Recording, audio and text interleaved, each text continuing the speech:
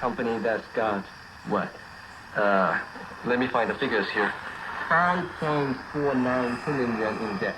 And they have a debt to asset ratio of nearly 66%. So even for this one big company that's state-owned, they're not looking at financial properties, they're looking at manpower properties.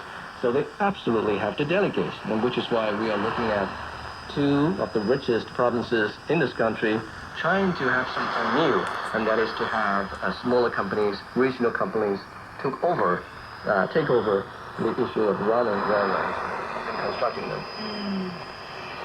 Well, debt is certainly a very big issue here, and this is one of those topics that resurface from time to time when it comes to building railways as well as subways. Ling, I appreciated that you use such fancy terms, capital intensive.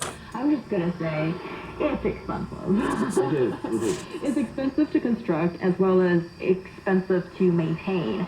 And I wonder how proactive would the local companies be to take up something that they know will not be profitable easily or in any time soon. And this is also why such projects are led by the government, because these are projects that are beneficial for citizens who live in that particular locality or want to travel from A to B. But profitability is not the top concern when it comes to development of these big projects. In China, we almost have this kind of philosophy when it comes to Planning for the long term.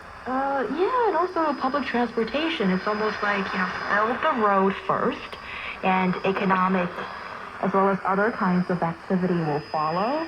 And then laying down that investment is just not something that private companies would usually be interested in, right? And that's very interesting and a very, very good question. And so far, we don't know a lot about these regional governments, regional companies.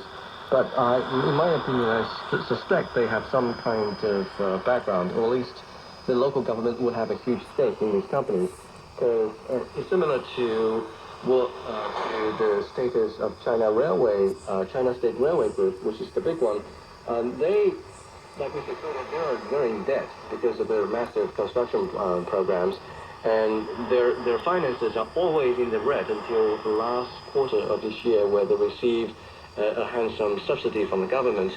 Likewise, if these regional companies were to get involved in the running and construction of railways, albeit on the intercity level, they are still probably going to rely on some level on the local government for financial support.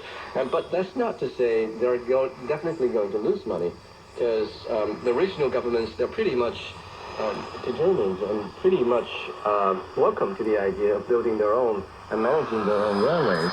As early as, I think, 2010, some parts of the country, they were looking at having their own service and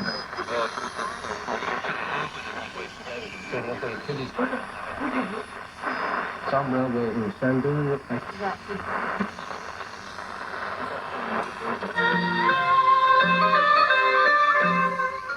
برنامه‌های مصنوی معنوی مولوی را می‌نود خواست و